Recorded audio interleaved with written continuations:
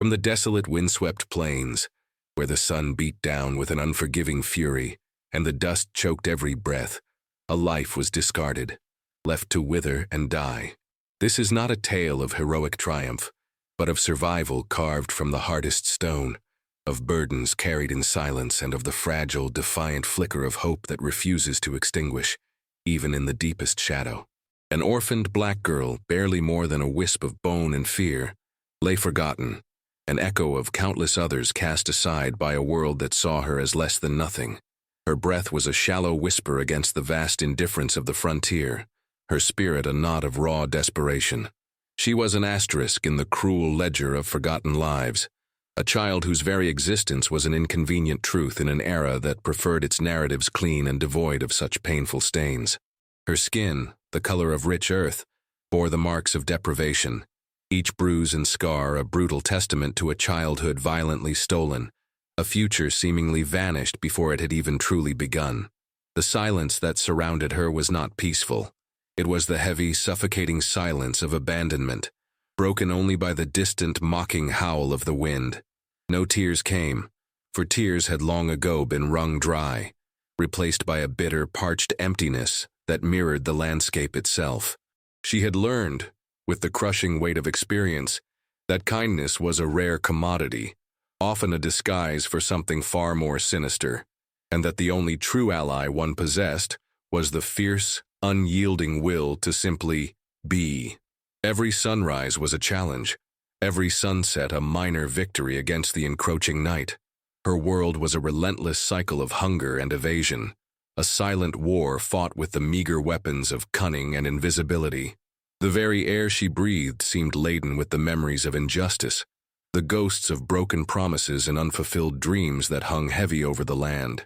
She was a testament to the resilience of the human spirit, a small, defiant flame flickering against the vast, dark canvas of despair. Her small hands, calloused and scraped, bore witness to a life far too harsh for her tender years, a life spent scrabbling for scraps, forever looking over her shoulder, a phantom dread her constant companion. This was the bleak, unadorned truth of her existence, a truth painted in shades of gray and ochre, with no room for sentiment or illusion. Her eyes, though dull with hunger and weariness, held a spark, a defiant ember that refused to be extinguished. It was a silent testament to the life that clung to her, a tenacious grip on the thread of being, even as the world conspired to unravel it. The very act of drawing another breath, in this desolate expanse, was an act of rebellion. Before we get into this tale, let us know in the comments where are you watching from, and subscribe if you want more content like this one. The sun was a malevolent eye in the cerulean expanse, casting long, stark shadows that offered no respite. Ilara, her name a forgotten whisper from a past she barely recalled, lay curled beneath the skeletal branches of a scrub oak, her breath coming in ragged gasps. The thirst was a living thing, clawing at her throat, a brutal reminder of the precariousness of her existence. Her vision swam, the edges of the world blurring into a hazy, shimmering distortion. It was in this state of near collapse that the distant rumble grew, a low thrum against the parched earth, announcing an arrival. A rider, a dark silhouette against the relentless glare, emerged from the shimmering horizon. He moved with the slow, deliberate confidence of someone who owned the very ground he traversed, a stark contrast to Ilara's desperate crawl. Her heart, a frightened bird, hammered against her ribs, not with hope, but with the ingrained fear of discovery, of another hand reaching out only to grasp and take. He was a figure of formidable presence, astride a magnificent black stallion whose coat gleamed like polished obsidian. A wide-brimmed hat obscured his face, but the broad shoulders, the purposeful set of his frame, spoke of immense strength and an unyielding will. This was no ordinary traveler. This was a man carved from the rugged, untamed spirit of the West, yet bearing the unmistakable mark of authority, a silent declaration of power that resonated even in the desolate quiet. He was a buffalo soldier. His uniform, though civilian now, still hinted at the disciplined posture of a warrior, a stark and unsettling paradox against the backdrop of this forgotten wasteland. His reputation preceded him, whispered in hushed tones across the settlements, a legend of prosperity built on unknown foundations, of a man who commanded respect and inspired a wary awe. He was Silas Thorne, a name synonymous with both immense wealth and an impenetrable mystery. The horse slowed, its hooves kicking up plumes of dust that swirled around Alara like an ephemeral shroud. She watched, her eyes narrowed, suspicion a shield against the vague flicker of something else. Perhaps curiosity, perhaps a desperate, foolish prayer. He dismounted with a fluid grace that belied his formidable build, his movements economical, purposeful. His gaze, when it finally settled upon her, was not one of pity, nor of judgment, but of a quiet, unnerving assessment. It held no easy answers, no comforting warmth, only a profound, almost clinical observation. He knelt, not close enough to threaten, but near enough to bridge the chasm of their disparate realities. "Child," his voice was a low rumble, like stones shifting in a riverbed. "What are you doing out here?" It was a question, not an accusation, yet it hung heavy in the air, weighted with the unspoken enormity of her predicament. She offered no answer, only a tightening of her jaw, a subtle clenching of her small fists against the rough earth. The silence stretched, tense and fraught, broken only by the rhythmic snort of the horse. The air vibrated with the unspoken story of two souls, one on the precipice of oblivion, the other a titan of this unforgiving land, their paths intersecting in a moment pregnant with an unforeseen future. His presence was not one of rescue, but of an inevitable, unyielding force, a storm gathering on the horizon of her fragile existence. Silas Thorne did not offer a hand, nor a kind word beyond his initial question. Instead, he produced a canteen from his saddlebag, uncorked it, and extended it towards her. The metallic glint of the container seemed impossibly bright in the dim light beneath the scrub oak. The water within, a promise of life, felt almost a cruel taunt. Ilara's eyes fixed on it, not with gratitude, but with a fierce possessive hunger that bordered on feral. Her hand, trembling, reached out, snatching it with a speed born of desperation, not politeness. She drank deeply, greedily, the cool liquid a searing balm against her parched throat, a sensation so profound it bordered on pain. She drained it, not leaving a single drop, her gaze fixed on him over the rim, still wary, still ready to flee. He watched her, his expression unreadable, his dark eyes holding a depth that seemed to swallow the harsh sunlight. There was no judgment in his gaze, but neither was there an ounce of pity, only a detached, almost scientific observation of her survival instincts. "You're alone," he stated, not asked, the words a blunt, unadorned truth. She nodded, a jerky, almost imperceptible movement. The lie was unnecessary, the evidence of her abandonment stark and undeniable. "No kin," he pressed, his voice even, devoid of inflection. She shook her head, a bitterness tightening her mouth. The concept of kin was a distant, painful echo, a memory of warmth extinguished too soon, replaced by the cold, biting wind of solitude. He stood, his gaze sweeping the desolate landscape as if searching for an invisible narrative, an explanation for her presence here. "This is no place for a child," he murmured, his voice softer now, almost to himself, a reflection rather than a direct address. It was a statement of fact, not an offer of solace. The sun began its slow descent, painting the sky in hues of orange and bruised purple, a melancholic beauty that belied the harsh reality on the ground. A chill began to creep into the air, promising a long, cold night. Ilara shivered, her meager clothing offering little protection. Silas turned back to her, his posture unyielding, his decision seemingly made. "My ranch is a day's ride from here. You can come, or you can stay. The choice is yours." He offered no false promises of comfort, no softening of the stark reality. His offer was a transaction, a pragmatic solution to an inconvenient discovery. There was no warmth in his invitation, no hint of compassion beyond the basic recognition of her vulnerability. It was an offer born of necessity, perhaps, or a burden he felt compelled to shoulder, but certainly not of sentiment. He did not extend a hand, did not soften his gaze. He simply turned, mounted his horse, and waited. The unspoken ultimatum hung in the twilight, stark and uncompromising. Ilara stared at him, then at the desolate expanse stretching behind her. To stay was to die. To go with him was a leap into the unknown, into the world of a man whose reputation was as vast and unyielding as the land itself.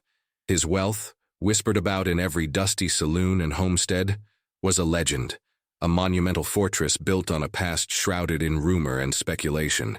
She weighed the options, her small mind calculating the odds, a silent battle waged between fear and the primal urge to survive. Her choice, when it came, was not born of trust, but of a desperate, cold pragmatism. The ride was long, arduous, and mostly silent. Ilara sat before Silas on the saddle, his formidable presence a wall of stillness behind her. She could feel the steady thrum of his heartbeat, the rise and fall of his chest, a rhythm that was both comforting and profoundly alien. His arm, strong and unyielding, was around her to keep her steady, but it held no tenderness, merely a practical grip. She watched the landscape roll by, transforming from arid scrubland to vast, undulating plains dotted with hardy trees, a silent testament to the immense distance they covered.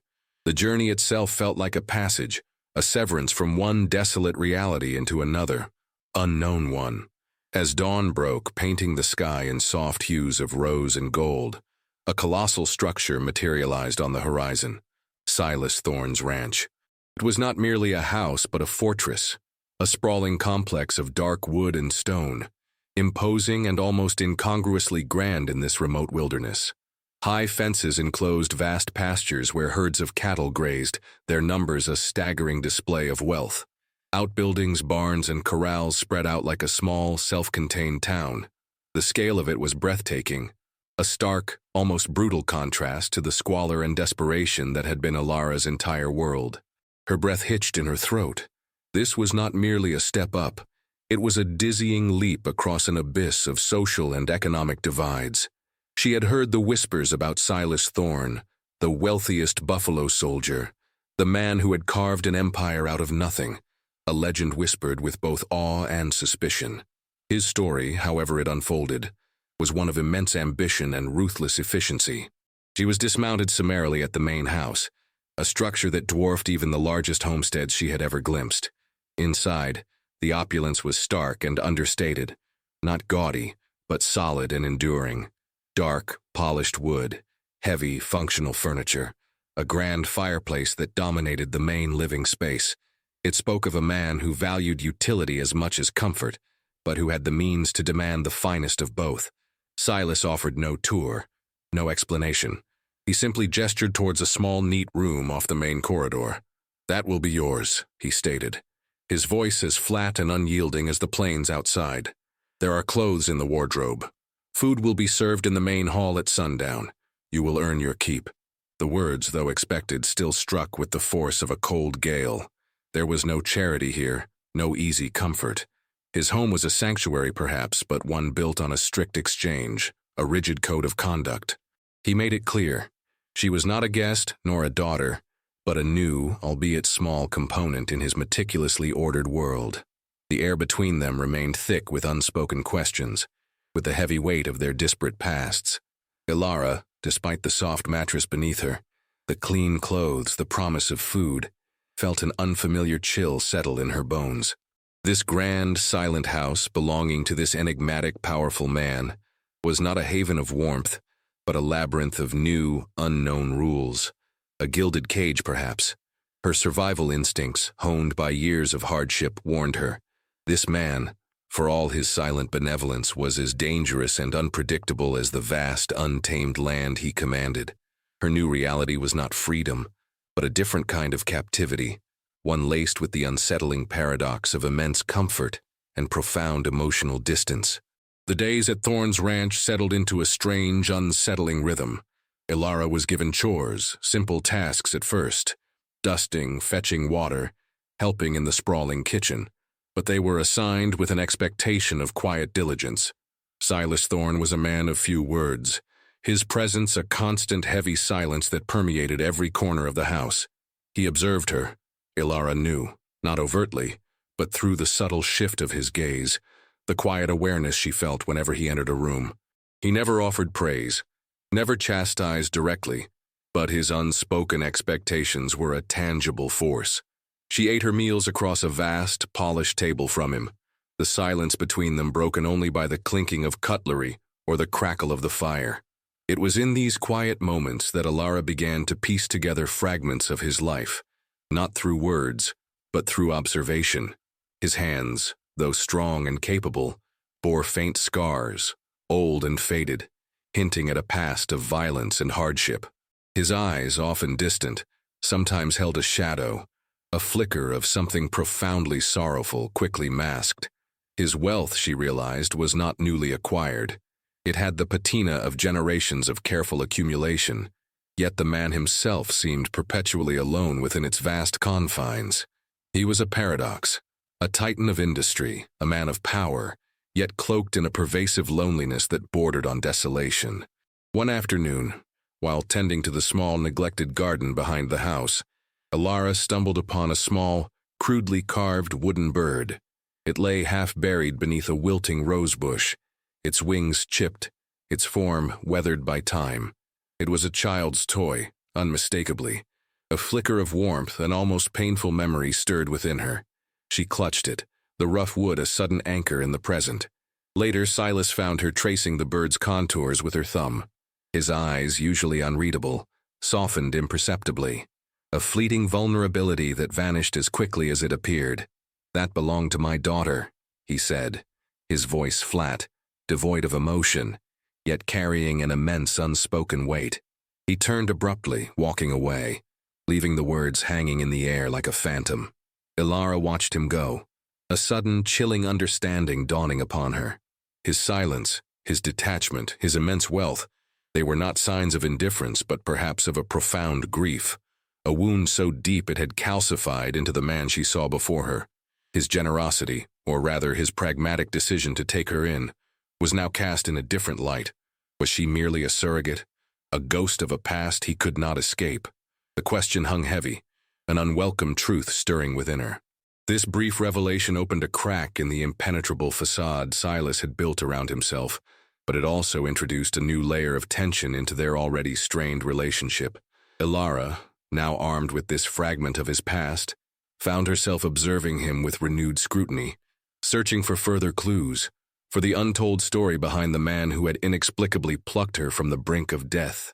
She noticed the way his gaze lingered sometimes on the empty chair at the dining table, the slight hesitation before he entered a certain room, the almost imperceptible tremor in his hand when he held a small, delicate object. These were not the actions of a man who had merely amassed wealth. They were the silent manifestations of a profound sorrow, a wound that festered beneath the surface of his imposing calm. The house, once merely grand, now felt haunted, imbued with the echoes of a life lost, a laughter silenced. This new awareness, however, did not bring them closer. Instead, it created a new kind of distance, a fragile barrier of unspoken understanding. Alara, with her own buried traumas, found herself instinctively recoiling from the shared landscape of grief. She recognized the look in his eyes, the subtle withdrawal, for it mirrored the very mechanisms she employed to protect her own fractured spirit. She began to wonder about the nature of his daughter's passing. Was it illness, an accident, or something far more sinister, a shadow that still clung to the very fabric of this grand, isolated home? The mystery deepened, casting a somber pall over their already somber existence. Outside the gates of Thorne's sprawling ranch, the whispers continued to churn, carried by the dusty winds and amplified by the resentment of those who struggled while Silas Thorne prospered. The local townsfolk, a mix of struggling farmers and shopkeepers, viewed his immense wealth with a potent cocktail of envy, suspicion, and a deeply ingrained racial prejudice. How does a colored man acquire such fortune? Was the unspoken question, often answered with veiled accusations of nefarious dealings, of a past rooted in violence or deception, far beyond the honorable service of a buffalo soldier. His disciplined detachment, his refusal to engage in small talk or community pleasantries, only fueled the fire of their resentment. They saw his solitude not as a choice, but as a deliberate alienation, a sign of his otherness. Alara, though largely confined to the ranch, began to feel the periphery of this societal prejudice. When Silas occasionally took her to the nearest town for supplies, The stares were palpable, the whispers like nettles on her skin. She was no longer just the abandoned child. She was Thorne's girl, an extension of his enigmatic, unsettling presence, and therefore an object of suspicion herself. The townspeople saw her not as an individual, but as a symbol, a black child taken in by a black man who defied their expectations of social order. One particular encounter stood out, sharp and bitter.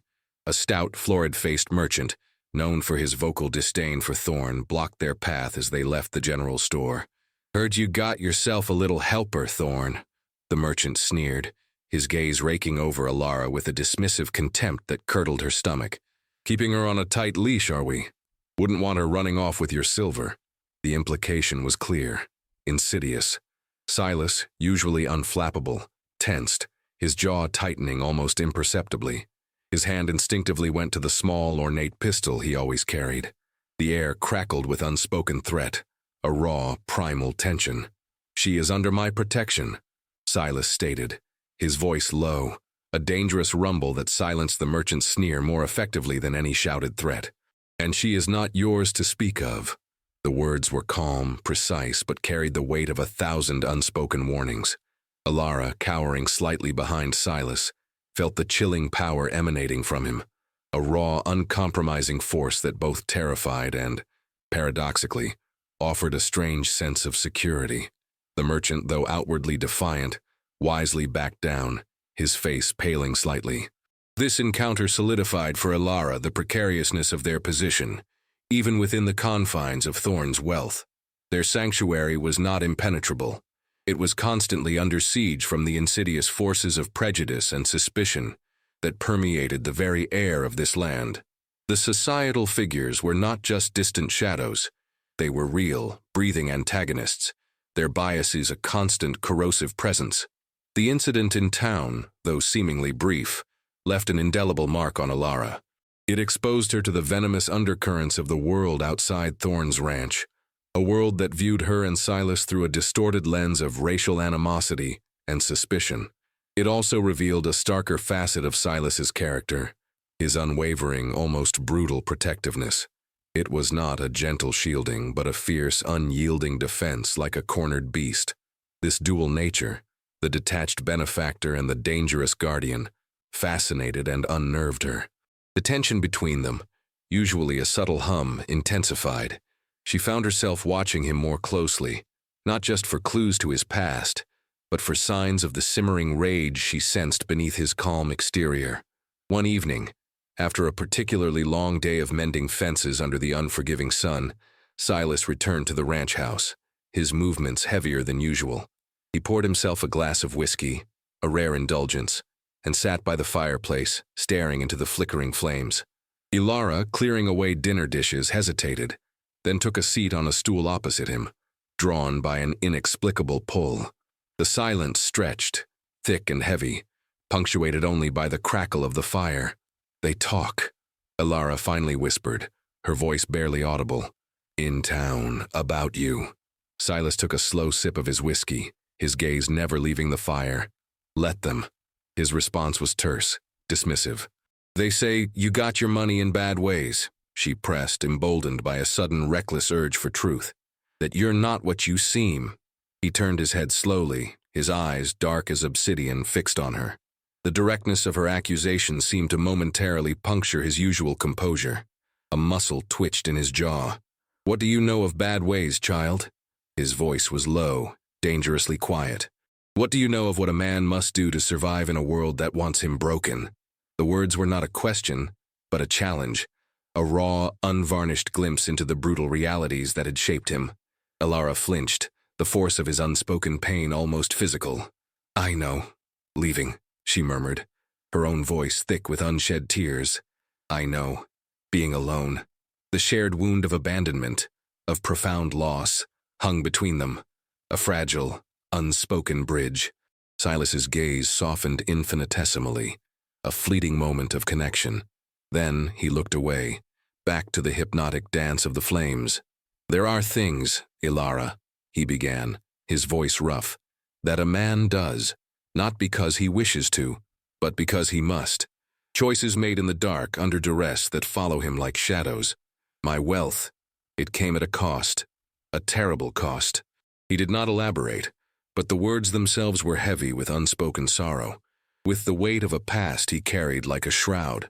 The mystery surrounding his fortune remained, but now it was tinged with a tragic understanding. His ambiguity, Ilara realized, was not a moral failing, but the bitter fruit of survival in a world that offered few clean paths. The tension in the room did not dissipate, but transformed, taking on a new, more profound resonance, a shared burden glimpsed in the quiet of the night. The words Silas had spoken, cryptic yet laden with profound sorrow, echoed in Ilara's mind long after the fire had dwindled to embers, and sleep had finally claimed her. A terrible cost. The phrase resonated with her own fragmented memories, with the shadowy images of a past she had instinctively suppressed.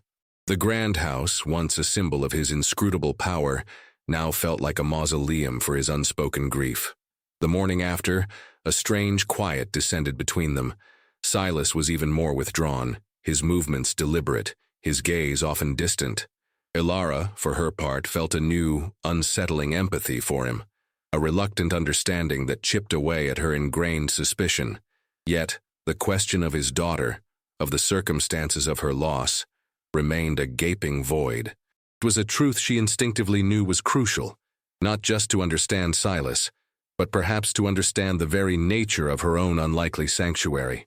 The air grew heavy, almost oppressive for days. A storm was brewing, not just in the sky, but within the walls of the ranch house, a tempest of unaddressed grief and unresolved trauma. One afternoon, a rider approached the ranch, kicking up dust plumes that were visible from miles away. It was a man named Jasper, a grizzled rancher from a neighboring territory, a figure Silas usually avoided. Jasper's face was etched with grim urgency. He rode hard, ignoring the usual protocols of approach, a clear sign of impending trouble. Ilara watched from a window as Silas met him outside, their conversation hushed but intense.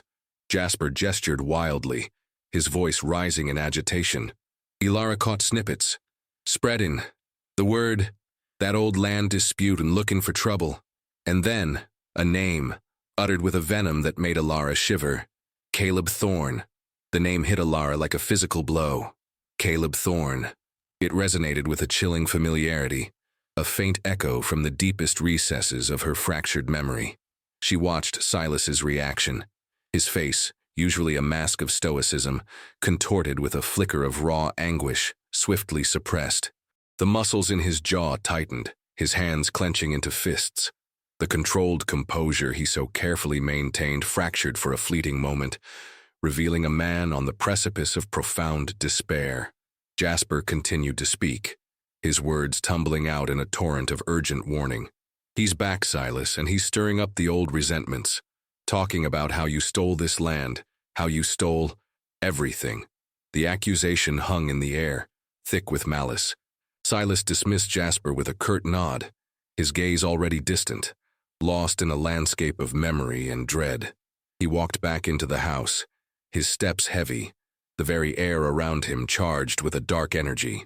He went directly to his study, closing the door with a quiet thud that resonated through the silent house like a gunshot. Ilara, her heart pounding, felt an inexplicable pull towards the closed door. The name, Caleb Thorne, was a key, she realized, to understanding Silas's past, and perhaps her own. She remembered a man, shadowy and cruel, a presence from the periphery of her earliest, most terrifying memories. His face, distorted by fear and time, was beginning to coalesce. She crept closer to the study door, pressing her ear to the polished wood. She heard nothing at first, then a low, guttural sound, a sob, quickly stifled. The sound was so raw, so utterly unlike the formidable Silas Thorne she knew, that it sent a shiver down her spine. The silence that followed was even more profound, heavy with unspoken pain. The door creaked open, and Silas emerged. His eyes were bloodshot, his face pale, etched with a grief so profound it seemed to have stripped him bare.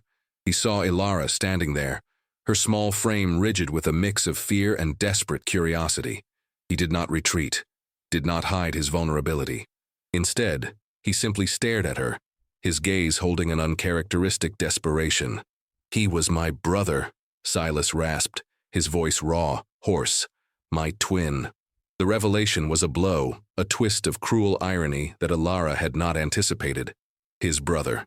The very name that had haunted her nascent memories, the source of her abandonment. The pieces, disparate and terrifying, began to click into place. He took everything. Silas continued, his voice barely above a whisper. Even my daughter. The truth, when it finally emerged, was a tidal wave. Caleb Thorne, driven by envy and greed, had not only contested Silas's land, but had been involved in the very event that had led to Silas's profound loss, and by extension, Alara's own desperate solitude. The wealth, the ranch, the fortress, they were not just symbols of his success, but battle scars, built on a foundation of betrayal and unimaginable pain. Alara's own buried trauma resurfaced with a vengeance, threatening to overwhelm her. The world spun. Her presence here, in this house with this man, was no accident. It was a haunting confluence of shared tragedy, a cruel twist of fate that bound them together in a narrative far more intricate and devastating than she could have ever imagined. The past, a coiled viper, was finally uncoiling its poisonous truth. The truth, once spoken, hung in the air like a suffocating shroud, thick with the stench of betrayal and long-held grief. He took everything, even my daughter. Silas's words, a raw confession, had stripped away the last vestiges of his impenetrable facade, revealing a man utterly ravaged by sorrow. Alara stared at him, her own past, a jumbled mess of fragmented terrors, now coalescing into a horrifying clarity. Caleb Thorne. The name was a chill wind through the chambers of her memory. She saw a flicker, a distorted image of a man, his face obscured by shadow, his hand grasping, pulling. Her mother, her real mother, screaming. A wagon disappearing into the dust. Abandonment. Not a random act of cruelty, but a calculated one, linked inextricably to Silas's own tragedy. The realization was a devastating blow. Her entire life, her desolation, her very existence as an orphan left to die, was tangled in this web of familial betrayal and greed. It was Caleb, Silas's twin, who had orchestrated the ruin of both their lives, albeit in different ways. The irony was a bitter taste on her tongue. She, the forgotten child, now harbored in the home of the man whose nemesis was also the architect of her own despair. A profound, almost unbearable tension filled the room, a silent scream of shared trauma. Alara's breath hitched, a sob catching in her throat. Her small body trembled not just from fear but from the sudden, overwhelming weight of understanding. Silas, seeing her reaction, seeing the pain reflected in her eyes, instinctively reached out, his hand hovering, then gently resting on her shoulder. It was the first truly tender gesture he had offered, a silent acknowledgement of their intertwined suffering. His touch was a fragile bridge across the abyss of their individual agonies. "He wanted to break me," Silas whispered, his voice still hoarse with emotion. "To take everything I had built, everything I loved. He tried to ruin me, to leave me with nothing. And he succeeded with Amelia." The name of his daughter, finally uttered, was a testament to his enduring wound. "He burned my first ranch to the ground, drove off my livestock, and in the chaos, Amelia." He couldn't finish the sentence, the memory too raw, too searing. "And my mother," Alara choked out, the words ripped from her. He made us leave. He was there. He took her away. She worked for you, didn't she?" "Before?" The question hung heavy, a desperate plea for confirmation. Silas's eyes widened slightly in surprise, then narrowed in grim recognition. "Your mother," he said slowly, his voice laced with dawning horror. "She was my head housekeeper, a good woman. He threatened her, told her if she didn't leave, he'd make sure no one would ever find her or you. He used her to further cripple me." The pieces of the puzzle slammed together, sharp and agonizing. Her mother hadn't abandoned her. She had been forced to flee, threatened, cornered by Caleb Thorne, a cruel pawn in his sibling rivalry. Alara was not just an orphan. She was a victim of a deep-seated familial malice.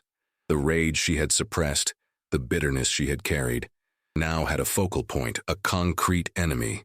The weight of her past, once amorphous and terrifying, now had a name, a face. Silas, witnessing her profound anguish, seemed to understand. Their shared enemy was no longer an abstract concept, but a living, breathing threat.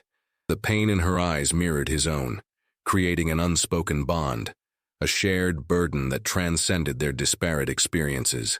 The silence that followed was not one of discomfort, but of a terrifying, unifying clarity. The shared truth of Caleb Thorne's malevolence, the revelation that he was the architect of both their profound losses, forged a bond between Silas and Alara that was as unyielding as iron, yet as fragile as spun glass. The air in the ranch house, once thick with unspoken tension, now vibrated with a unified, if sorrowful, purpose. Alara no longer saw Silas merely as her enigmatic benefactor, but as a fellow survivor, a man whose formidable strength was rooted in a wound as deep as her own. And Silas, in turn, began to look at Alara not just as a lost child he had taken in, but as a living testament to the collateral damage of his brother's malice, a stark mirror reflecting his own enduring pain. The period that followed was a strange, grim dance of quiet preparation. Silas, usually withdrawn, spent hours poring over maps, inspecting his rifles, his movements imbued with a grim resolve. He spoke little, but his every action conveyed a chilling message. Caleb Thorne was coming, and this time there would be no retreat, no surrender. Alara, no longer content to merely observe, began to find her own place in this unfolding drama. She helped where she could, cleaning weapons with a meticulous care that surprised even herself, her small hands steady despite the tremor in her heart. She listened intently to the hushed conversations Silas had with his few trusted ranch hands, piecing together the larger picture of Caleb's vengeful agenda. He sought to reclaim the land, to ruin Silas utterly, to leave him with nothing, exactly as he had done before. This time, Alara realized, she was part of what Caleb wanted to take. She was Silas's fragile, defiant flicker of a second chance, a symbol of resilience in the face of his devastation. And Caleb, in his twisted logic, would seek to extinguish that flicker. The confrontation, when it came, was not a sudden explosion, but a slow, creeping dread. Rumors of Caleb's movements reached them like insidious tendrils, drawing closer, tightening the noose around the ranch. Silas drilled his men, his voice sharp and unyielding, transforming the quiet ranch into a fortified bastion. The silence of the night was broken by the metallic click of reloading rifles, the low, grave whispers of men preparing for war. Alara, though terrified, felt a surge of defiance. She had been left to die once, cast aside. She would not allow herself to be a victim again. Her tiny fists clenched, a silent vow to herself. The emotional climax was not a single moment of grand confrontation, but the agonizing crescendo of anticipation, the visceral understanding that everything they had was on the line. The weight of Silas's past, the ghost of his lost daughter, the shadow of Alara's abandoned childhood, all coalesced into a single, terrifying truth. Their survival depended on facing the embodiment of their deepest fears, the man who had stolen so much from them both. The air grew thick with unspoken prayers, with the desperate raw hope that this time, their shared pain would be transformed not into further devastation, but into a hard-won victory against the shadows of the past. The stage was set, the final act of their harrowing drama about to begin. The sun bled across the horizon, painting the sky in violent hues of crimson and bruised purple, a fitting backdrop for the impending storm. The air vibrated with a charged stillness, the kind that precedes a brutal reckoning. Alara stood by Silas, her small hand gripping the rough fabric of his coat, her heart a frantic drum against her ribs. The ranch, once a symbol of his solitary empire, now bristled with a grim determination, Silas and his loyal few awaiting the inevitable. Caleb Thorne arrived not with a roar, but with a chilling, deliberate swagger. He rode at the head of a small, hardened contingent of men, their faces grim, their weapons glinting in the dying light. Caleb himself was a disturbing echo of Silas. Same tall frame, same dark eyes, yet twisted by a malevolence that distorted every feature. The resemblance was a cruel irony, a visible manifestation of the fractured past that bound them. He dismounted, his gaze sweeping over the fortified ranch, then settling on Silas with a sneer that promised only destruction. "Brother," Caleb's voice was a low growl, dripping with contempt. "You cling to this dirt like a desperate dog. It was never yours, not truly, and neither is she." His eyes flickered to Alara, a possessive, cruel glint that made her stomach churn. Silas stepped forward, a formidable wall of quiet fury. "You took enough from me, Caleb. My family, my peace, my daughter." The name Amelia hung in the air, a phantom accusation that seemed to momentarily falter Caleb's arrogant stride. "She was a weakness," Caleb roared, his face contorting with a rage that bordered on madness. "A distraction. You always cared more for sentiment than for power. And now you cling to this little wretch, a ghost of your failures." His words cut deep, striking at the rawest nerves, seeking to dismantle Silas piece by agonizing piece. But Silas remained unyielding. "She is a survivor," he stated, his voice low, a dangerous rumble that seemed to shake the very ground beneath them. "And she is under my protection. You will not touch her. You will not touch this land, not again." The standoff stretched, tense and fraught, pregnant with unspoken violence. Then, with a sudden, violent movement, Caleb drew his pistol. A single shot cracked through the twilight, not aimed at Silas but at the ground near Alara's feet, kicking up a spray of dust. It was a deliberate act of terror, a direct threat. Alara stumbled backward, a cry caught in her throat. Silas reacted with lightning speed. He didn't draw his own weapon. Instead, he lunged, a desperate primal force. The two brothers collided, a tangle of limbs and raw fury, their long simmering hatred erupting in a brutal hand-to-hand struggle. It was not a fight for land or money, but for the very soul of a family, a desperate wrestling with the ghosts of their past. Punches landed with sickening thuds, grunts of pain mingling with the ragged breaths of exertion. Alara watched, transfixed by the brutal intimacy of their conflict, the agonizing revelation of a family consumed by its own darkness. She saw not just two men fighting, but the embodiment of Silas's torment, the physical manifestation of his terrible cost. The violence was visceral, unflinching, a raw expression of years of bitterness and unforgiveness. The fight between Silas and Caleb was a primal ballet of raw emotion and brutal force, a desperate struggle that transcended mere physical combat. It was the clash of two halves of a fractured soul, the good and the monstrous, grappling for dominance. Silas, driven by the ghosts of his daughter and the threat to Alara, fought with a controlled ferocity, his movements precise, deadly. Caleb, fueled by a corrosive envy and a deep-seated pathology, was wild, unpredictable, his eyes burning with an almost insane glee. The sounds of their struggle, the grunts, the heavy thuds of flesh against flesh, the ragged gasps for air, were the only music in the twilight, drowning out the murmurs of their stunned onlookers. Alara watched, paralyzed, the memories of her own trauma surfacing, mingling with the terrifying spectacle before her.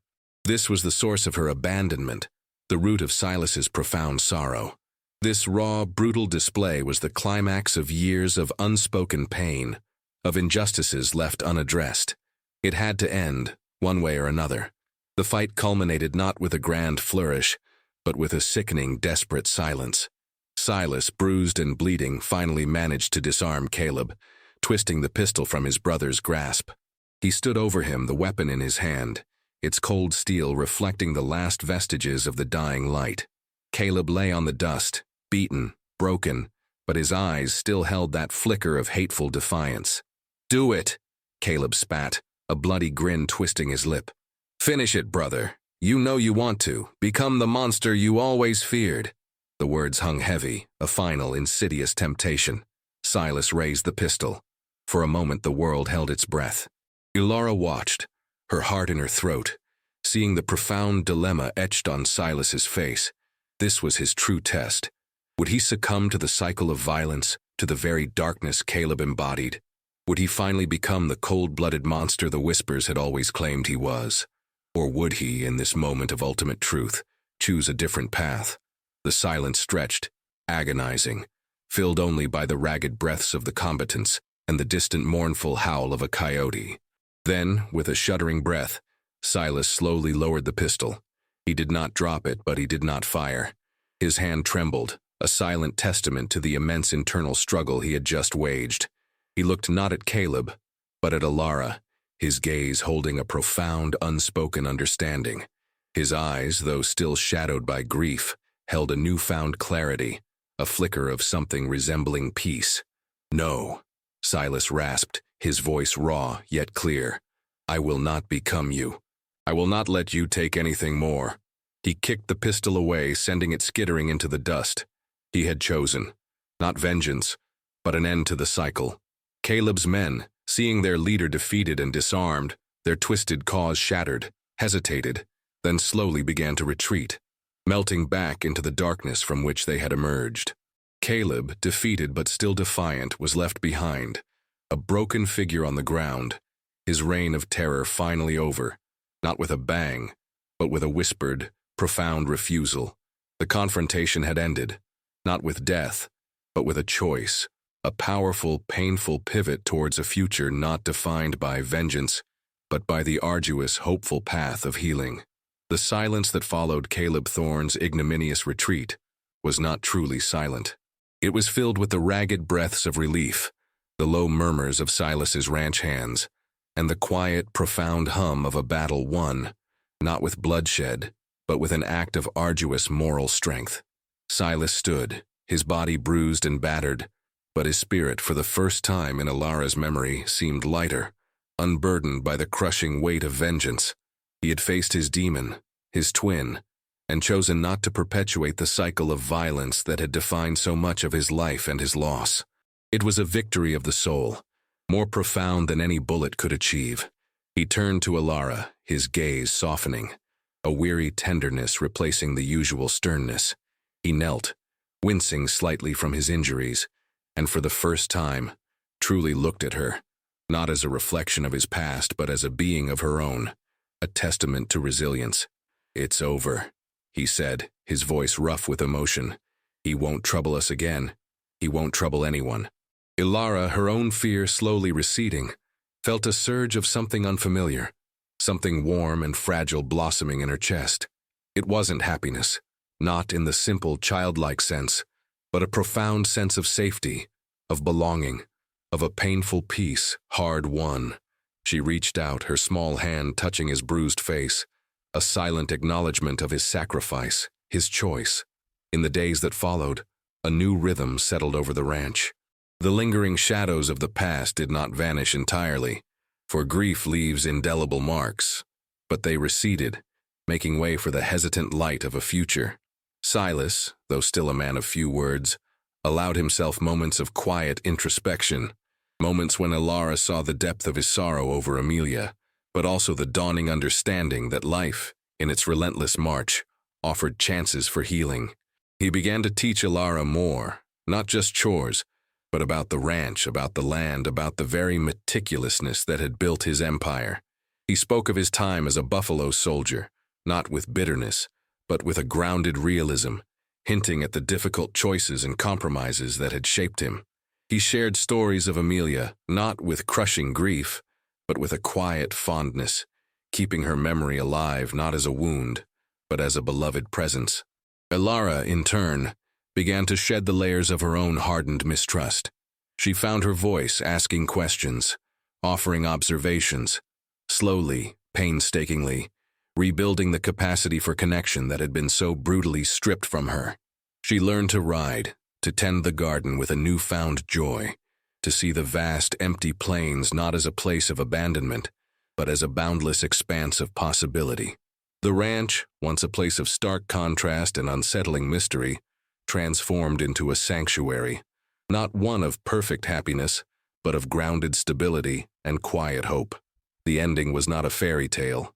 The scars remained, etched deep into their souls, reminders of the terrible costs endured. Silas would forever carry the weight of his brother's betrayal and the loss of his daughter. Alara would forever bear the echoes of her abandonment, the chilling memory of a world that had cast her aside. But they faced these echoes together, two souls scarred by a shared past, now bound by an unspoken promise of mutual protection and quiet companionship. The wealthiest buffalo soldier, a man once defined by his enigmatic wealth and his impenetrable grief, had found not a replacement for what he lost, but a living, breathing testament to the enduring power of survival and the slow, arduous path towards a future forged from the ashes of the past. And the orphaned black girl, once left to die, had found not just a home, but a silent, formidable protector, a kindred spirit in the vast, indifferent expanse of the world, transforming the harrowing narrative of abandonment into a testament of hard-won hope.